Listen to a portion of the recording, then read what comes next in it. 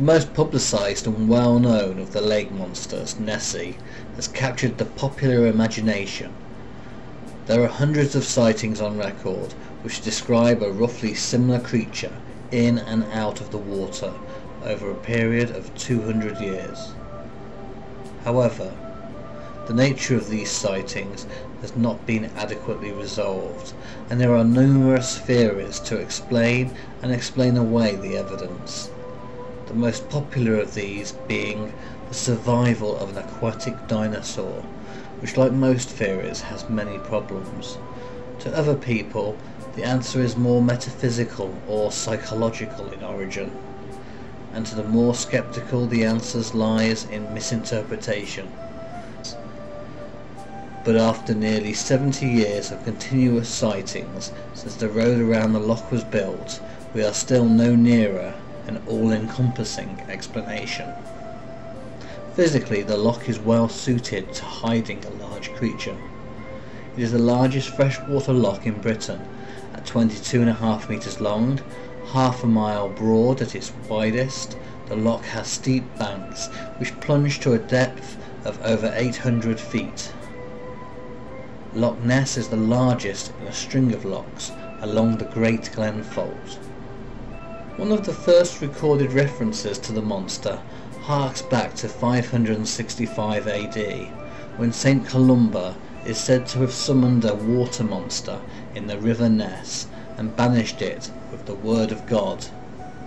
The Celtic saints, especially in Cornwall, seemed quite fond of banishing and destroying water monsters and dragons, and the imagery may be symbolic of the early struggle between Christianity and paganism. During the 17th and 18th centuries, folklore suggests that a kelpie, the fearsome water horse of Scottish folklore, haunted the loch. These were thought to haunt many bodies of water in the Highlands.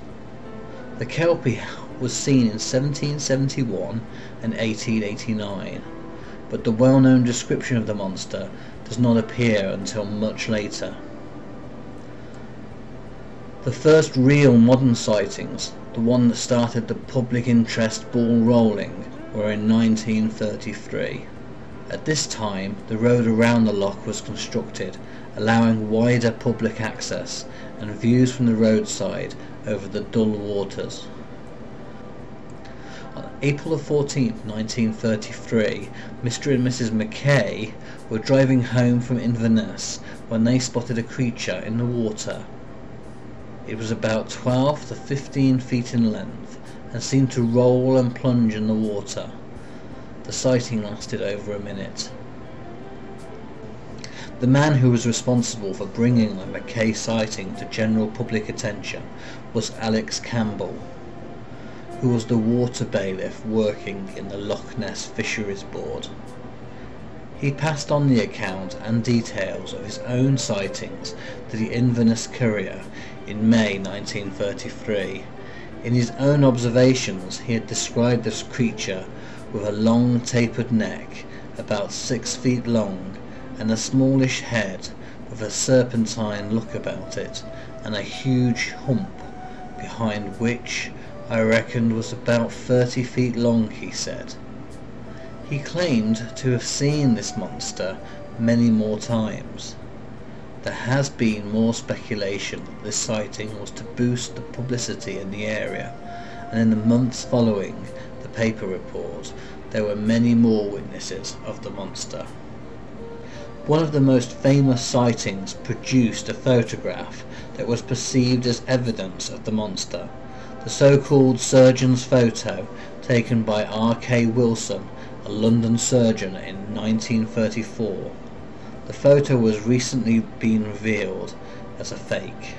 In one of the first sightings of the creature out of the water, Arthur Grant was riding his motorbike to his house in 1934 when he nearly ran into a creature crossing the road.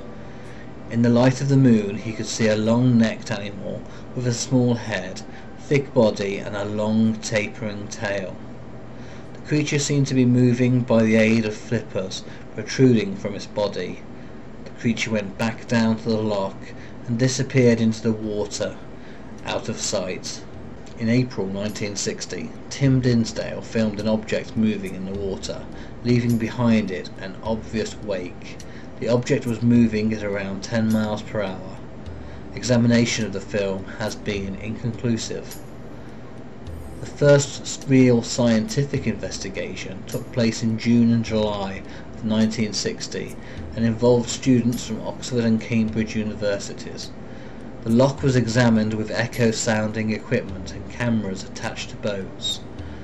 There were a few minor sightings of something, and some of the returned data from the echo sounder was ambiguous, but the project did not do anything to solve the mystery.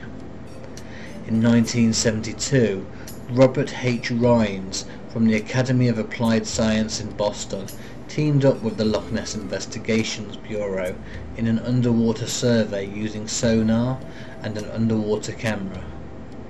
On the 8th of August, the camera captured an image of a paddle-like object, which looked like a giant flipper from some unknown animal. The sonar work also suggested that a large object was moving within the water. In 1975, another deep water photo was taken, showing what is thought to be the head of a creature with two protrusions like horns coming from its head.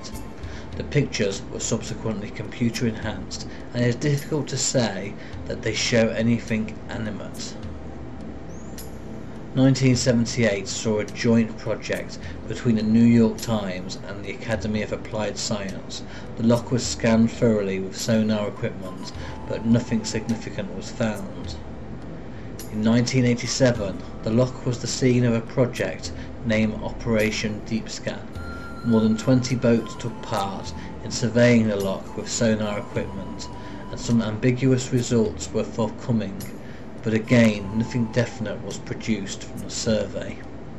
Day 3 of Operation Deep Scan. Yet again a chorus line of boats strung across the loch, and yet again a chorus line without its star. Still no visual sighting of Nessie, but a shoal of unexplained sonar contacts. The strongest yet from this boat travelling behind the main flotilla. Suddenly into the view came quite a large target. Was sitting off the bottom by a considerable distance, so it wasn't a bottom target. And then we cut the engines and it rose up towards the boat. We stopped, it still kept coming up, and we stayed over it as long as we could, and we got a very good picture. It was 480 feet down, too deep for fish. So there was something down there. In more recent years, there have been a number of sonar contacts with an object in the loch, and the sightings continue to the present day.